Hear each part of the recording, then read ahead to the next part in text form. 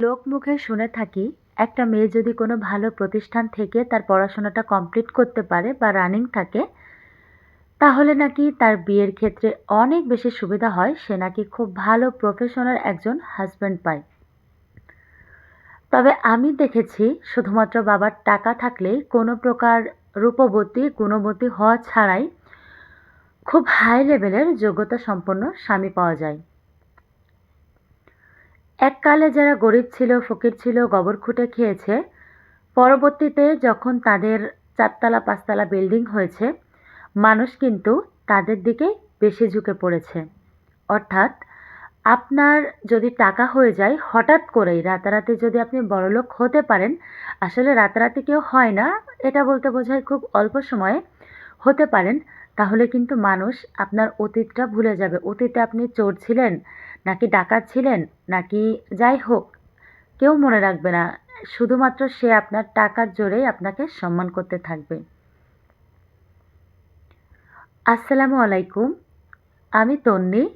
আর চলে আসলাম আমার channel Bangladeshi blogger মম তন্নি থেকে। আশা করছি সবাই ভালো আছেন। আমি মোটামুটি ভালো আছি। শরীরের অবস্থা খুব একটা ভালো না এই প্রেগন্যান্ট অবস্থাতেও। যেহেতু আমার কাছে কেউ নেই, সেহেতু আমার রান্নাবান্না তো আমাকেই করতে হয়। আর হঠাৎ করেই আজকে হাজব্যান্ড চলে এসেছিল, বলল যে দুপুরে নাকি বাহিরে খাওয়া দাওয়া করেনি। তো আমার দ্বারা যেটা দ্রুত দ্রুত সম্ভব হয়েছে, অর্থাৎ তাজা মাছ দিয়ে চচ্চড়ি, আমি সেটাই করে নিচ্ছিলাম। কথা বলতেও কষ্ট হয়, তারপরেও কথা তো আমাকে বলতেই হবে, তাই না? তো এই তো দেখেন, আমি হচ্ছে রান্নার কাজটা আস্তে আস্তে করে নিচ্ছি আর কিছু কথা আপনাদের সাথে বলতে চাই। মধ্যবিত্ত পরিবারে যারা আছে তাদের অবস্থা কী যে থাকে সেটা আসলে বলে বোঝানোর মতো নয়। যারা মধ্যবিত্ত পরিবার থেকে বিলং করে তারাই বুঝতে পারে। এই বাজারে গরিবদেরকে সবাই চেনে, এরা গরিব। বড়লোক যারা তারা তো বড়লোকই, তবে মধ্যবিত্তদের অনেক কিছু লুকিয়ে চলতে হয়, চাইলেও না অনেক কিছু দেখাতে পারে না। অনেকটা একটা শার্টের নিচে থাকা স্যান্ডো গেঞ্জির মতো, যেটা ব্যবহার ঠিকই করে যায় বছরের পর বছর, তবে সেটার মধ্যে অসংখ্য ছিদ্র থেকে যায়। আবার যখন হাতে একটু বেশি টাকা আসে, তখন নতুন একটা টি শার্টের সাথে ওই যে শার্টের নিচের ওই গেঞ্জিটাও কিন্তু চেঞ্জ করে ফেলা হয়। এই হচ্ছে যে ব্যাপার। আজকে আপনাদের সাথে কয়েকটা কথা শেয়ার করব, আশা করছি আপনাদের অনেক বেশি উপকারে আসবে। আজকাল আমরা চাকরির সূত্রে, নিজের হোক বা হাজব্যান্ডের হোক, ওই সূত্রে কিন্তু বাইরে বাসা ভাড়া করে থাকি। আর বাসা ভাড়া করে থাকতে যেয়ে আমরা কিন্তু একটু ভালো পরিবেশ, ভালোভাবে থাকতে যেয়ে অনেকগুলা টাকা কিন্তু ওই বাসা ভাড়ার পেছনে দিয়ে থাকি। চাইলেই কিন্তু এখান থেকে আমরা একটু বুদ্ধি খাটিয়ে একটা মোটা অঙ্কের টাকা সেভ করে ফেলতে পারি। যেমন আমার বাসাটা, আমি যে বাসাটাতে থাকি, এই বাসাটার ভাড়া 7,000 টাকা।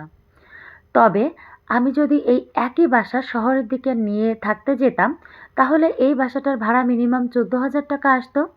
আসলে এক এক অঞ্চল ভেদে এক এক রকম ভাড়া। তো আগে আমাকে বুঝতে হবে যে আমার বাচ্চা স্কুলে পড়াশোনা করে কি না, বা আমার শহরে কতটুকু বা কী কাজ থাকতে পারে। তো যদি হিসাবে দেখা যায় যে না, বাচ্চা ছোট, শহরে তেমন কোনো কাজ নেই, সেক্ষেত্রে একটু গ্রামের দিকে এসে যদি বাসাটা নেওয়া হয়, তাহলে দেখা যায় বাসাটাও ভালো পাওয়া যাচ্ছে, সেই সাথে সাথে অনেকগুলো টাকা কিন্তু সেভ হয়ে যাচ্ছে।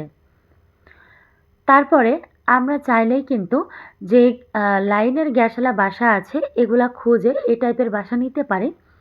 এতে করে কিন্তু গ্যাসে আমরা অনেক কাজ করে নিতে পারবো, যাতে করে কিন্তু আমাদের অনেকটা হেল্প হয়ে যায়। তো একটা একটা করে বলতে গেলে আসলে অনেক টাইম হয়ে যাবে, তো আপনারা একটু বুঝে নেবেন। এরপরে দেখা যায় কি, আমাদের যে গ্যাস বিলটা যদি গ্যাসের বাসা নাও মেলে, তাহলে আমরা তো গ্যাসের কিন্তু অনেক বেশি দাম। সেক্ষেত্রে আমরা যদি একটা কারেন্টের চুলা ব্যবহার করে থাকি, ওই চুলাতে কিন্তু প্রত্যেক মাসে আপনি যতই রান্না করেন না কেন, আপনার 350 থেকে 400, সেখানে দেখা যায় 450 টাকা মতো বিল আসবে। যেটা কিন্তু একটা গ্যাসের ৩ গুণ। বর্তমানে আমি বলব একটা গ্যাসের তুলনায় ৩ গুণ হচ্ছে দাম। তো একটা কারেন্টের চুলা ১ মাস ব্যবহার করে আপনি কিন্তু অনায়াসেই ২ টা সিলিন্ডার বাঁচিয়ে ফেলতে পারবেন।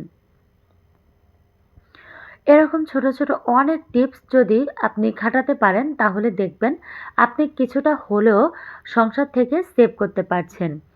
আর একটু বুঝে শুনে যদি সেভ করতে পারেন আর এই টাকাগুলো যদি জমাতে পারেন, বিশ্বাস করেন একটা টাইমে গিয়ে দেখবেন এখান থেকে আপনারা অনেকগুলা টাকা কিন্তু সেভ করতে পেরেছেন।